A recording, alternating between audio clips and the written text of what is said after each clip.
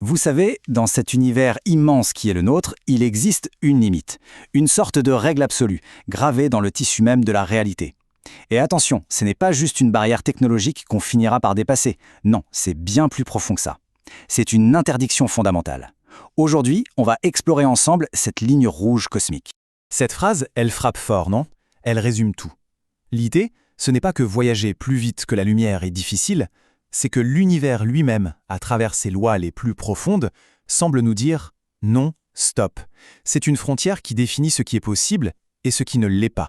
Il faut vraiment voir la vitesse de la lumière comme ça. Pas un record à battre, mais une véritable frontière de notre existence. Elle sépare le connu de l'impossible. Et s'en approcher, c'est jouer avec les règles fondamentales du jeu universel. Alors, voilà le chiffre magique. Presque 300 000 km par seconde. C'est tellement rapide que ça en donne le vertige. Pour se faire une idée, c'est comme faire 7 fois le tour de la Terre en une seule seconde.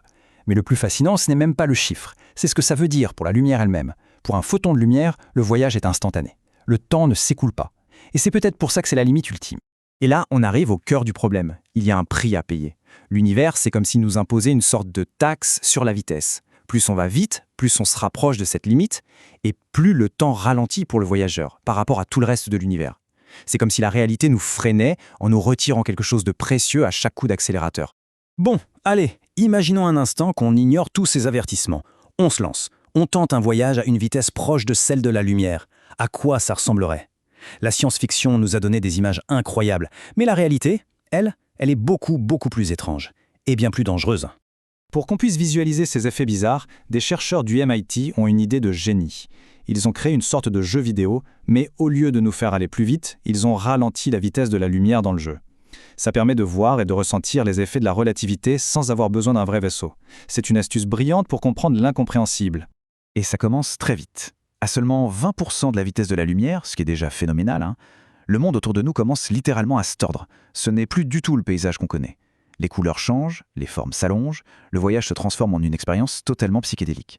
Ce phénomène a un nom, c'est l'effet Doppler relativiste. Devant, la lumière des étoiles est comme compressée. Elle devient plus énergétique, donc plus bleue, plus violette. Derrière nous, c'est tout l'inverse. La lumière s'étire, elle vire au rouge, puis elle devient invisible à nos yeux, laissant un grand vide noir dans notre sillage.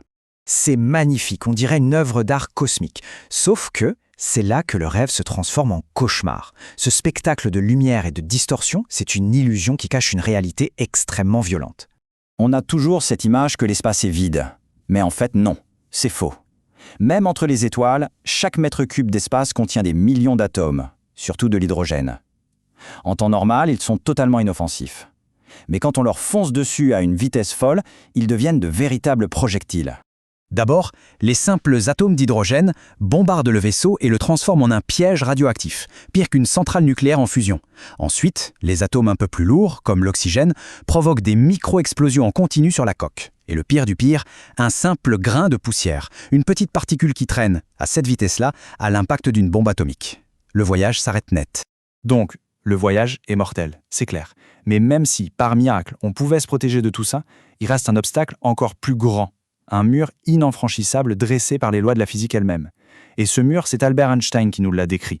Le problème, c'est une sorte de boucle infernale. Pour aller plus vite, il faut plus d'énergie, ça c'est logique. Mais, et c'est là que tout bascule, à cause de la fameuse équation E égale mc², cette énergie ajoute de la masse à notre vaisseau. Et un objet plus massif, il demande encore plus d'énergie pour accélérer, ce qui augmente encore sa masse, et ainsi de suite. C'est un cercle vicieux. Pour atteindre la vitesse de la lumière, il faudrait une énergie infinie. Et l'infini, ça n'existe pas dans notre univers physique. Et imaginons, juste par la pensée, qu'on y arrive, qu'on atteigne pile cette vitesse. Un autre effet de la relativité deviendrait absolu. Le temps s'arrêterait complètement pour le voyageur. Le voyage serait à la fois instantané et éternel. Une existence complètement figée dans un seul et unique moment. C'est une idée assez angoissante. Là, on pourrait se dire, attendez une minute, j'ai déjà entendu parler de choses dans l'univers qui semblent aller plus vite que la lumière. Et c'est une très bonne remarque.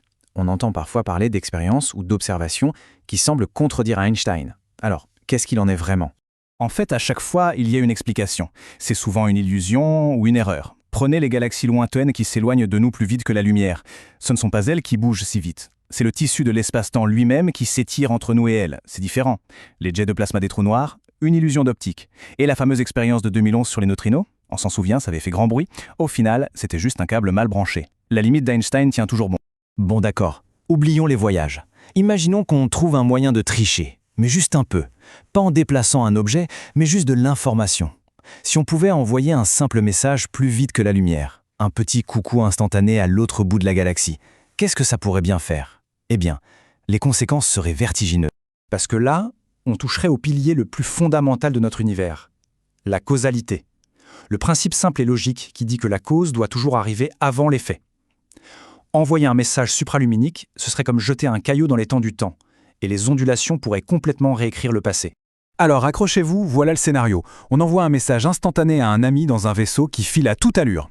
Il le reçoit et nous répond sur le champ. Mais à cause de la relativité, son présent est différent du nôtre. Et sa réponse, voyageant plus vite que la lumière, pourrait très bien arriver dans notre passé, avant même qu'on ait eu l'idée d'envoyer la question initiale. Et c'est là que le cerveau commence à fumer. Si on reçoit la réponse en premier, on peut très bien décider de ne jamais envoyer le message. Mais si le message n'est jamais parti, comment a-t-on pu recevoir une réponse ? C'est une contradiction logique totale, un paradoxe insoluble, c'est un peu le bug ultime qui pourrait faire planter tout le système d'exploitation de l'univers. Tout ça nous amène à voir les choses différemment. Cette citation le résume parfaitement. La limite de vitesse cosmique n'est peut-être pas une barrière faite pour nous frustrer, mais plutôt un garde-fou. Une sorte de protection intégrée à la réalité pour l'empêcher de s'effondrer sur elle-même à cause de ce genre de paradoxe. Finalement, cette quête pour dépasser la vitesse de la lumière soulève une question bien plus profonde. La vraie question n'est pas de savoir si on y arrivera un jour. La vraie question, c'est, si on y parvenait, que resterait-il de nous ? Dans un univers où l'effet peut précéder la cause, les notions de passé, de présent et de futur s'effondrent, et avec elles, peut-être notre propre existence. C'est une pensée qui donne le vertige, n'est-ce pas ?